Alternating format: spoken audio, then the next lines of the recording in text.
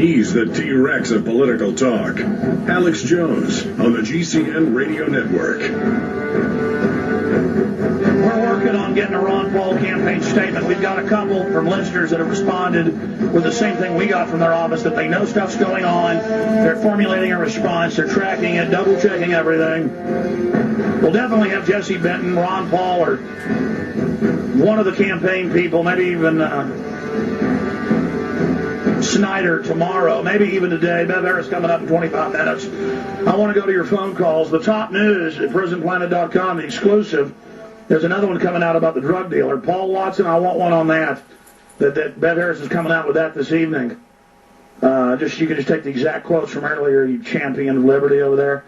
By the way, the scumbags at Dig are in there giggling and snarkling about how they're burying our story, trying to block it. You just take it and email it to the four corners, ram it down MySpace's throat. Just go absolutely insane with this. We cannot this is a test of the Internet's power. We cannot let them take the fact that they stole New Hampshire from Ron Paul. The polls show it. The stealing, the not counting the votes, red-handed. You need to get this and get it out to everybody right now. This is one more brick in their wall we're pulling down to expose their fraud and how criminal they are. And again, the campaign has to call for a recount now. They have to go in there now. They have evidence now. I mean, my gosh, when you get half of what the polls show you're supposed to get, something's rotten in the state of Denmark. But Obama clearly cheated. He better not just go along with it. That snake Hillary. Jason in Ohio, you're on the air. Thanks for holding. Go ahead. Hi, thanks for having me on. Hey, I just want to say, we're the people that have contributed the money to this campaign, and if they're not going to spend the money to get us to certify we're going to get free elections, I'm telling you right now, this movement is going to shut down. And I'm all for giving money to the campaign, but that $69,000 is about 50 cents for everybody who gave the last money bomb. Yeah, it is literal chicken feed to the 20-plus mil they brought in. Yep, and I'm behind the campaign. I want them to do the right thing. I think it's but it's time for business as usual to end. It's time for the facade to end. That's what I'm saying. It's time to get aggressive. Yeah, and with what we're talking about, I mean, it was 2,000 votes between Ron Paul and Giuliani, 30 votes here, 30 votes there. 30 votes is enough to call for a recount. And the thing is they wanted to keep them out of the top three because they knew that would take the wind out of the sails of this movement, or at least they're going to try. So what I'm saying right now to the people out there is we got to keep standing up. We got to keep fighting for this. And we can't be so naive to think that they're going to let these trillions of dollars of no-bid contracts and all this corporate welfare just be left to chance. No, that's why they've got special forces recruits and high and tight haircuts and black suits with machine guns running all these ops. Thank you. I mean, seriously, go down to one of these offices. Go in and experience it. You'll literally be in a government command bunker.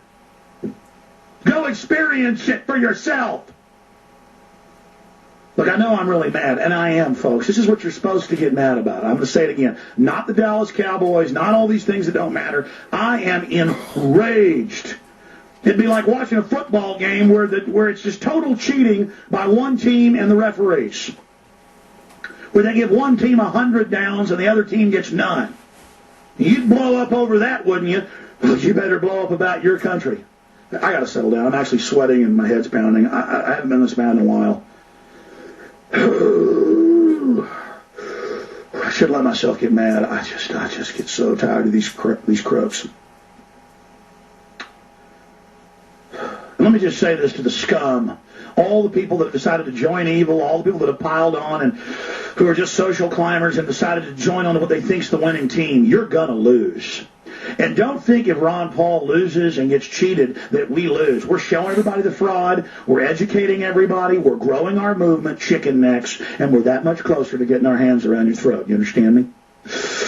Because there's some of us that love life and are willing to fight for it. And there's some of us that haven't been domesticated. And there's some of us that knew an enemy. An enemy's somebody who's out to get you, folks, and there's a lot of people out to get us, and I take this deadly serious. That's why I get so mad. It's very real for me. And even if you don't know how real it is, it's still real. Just like you don't know a bus is coming 60 miles an hour down the road. But nevertheless, it's coming. Why don't you turn around and see it coming so you can step out of the way? New developments? What is going on here? 9/11, 9/11, 9/11, 3 counties. He got 9.11 in 3 counties. God, they throw it in our face, don't they? Those little they love their Kabbalah, their numerology. Three townships, he got 9/11. 55 votes for 9/11. 604 votes, he got 55% for 9/11. Hampton, he got 3,114 votes, 286 votes, 9.11. Sandwich, it was 395, he got 36 votes, 9/11. That's funny.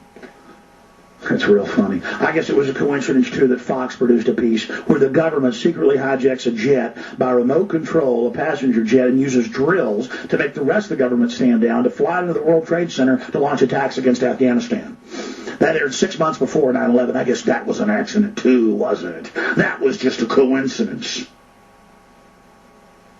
Billy in New Jersey, you're on the air. Go ahead. Hello, Alex. Hi. Hi. Well, first of all, Merry Christmas and Happy New Year. Yes. No, it's related. Anyway, I'd like to talk about the ASVAB test. Do you know what that is? Yes, the test to get into the military. Okay. Well, I have a little story and a couple questions. If you could help me out, please. One of the classes I'm taking my senior year is co-op business, and so we have to take the ASVAB test. Now, there's often military in our school, but in the library alone, there were several military men when we had to take the test, and the teacher talking about it said that it's not optional. Yet my teacher said it's part of our midterm, and you have to take it. So how's that optional? With that said, they also wanted us to sign something to the government saying that we were in no way forced to take this test.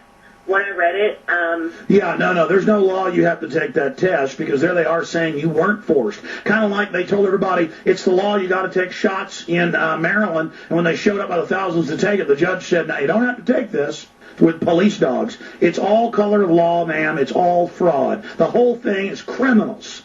The military has been caught in Colorado, Texas, Ohio, New York, calling 16-year-olds going, sign the commitment or I'm coming to arrest you. It's the law to sign it.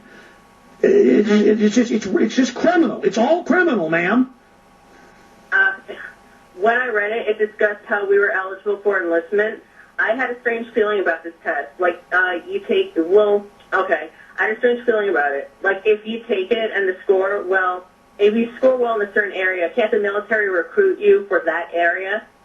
Yeah, you were taking a military test. You weren't taking the regular mandated federal exit exam under No Slave Left Behind. But they put federal funding in. They've tied it to state funding to let the recruiters in. Now Homeland Security is doing 3-year courses, recruiting the kids into domestic spies. It's hell on earth, ma'am. It's all criminal. It's all evil. I appreciate your call. I'm sorry. Go ahead. Well, this is good news. Also, anyway, I was the only one left. I decided not to take it, basically. Like, right when that up to it, I refused to take it. But then it was so odd what happened. Could I just say this, please? Yes, go ahead. Like, right after I refused to take it, because I just stand up and I'm like, I'm not taking it. And keep in mind, there were all these students in military. And they're telling you it's the law, but then saying you got to sign a form saying we didn't force you. Go ahead.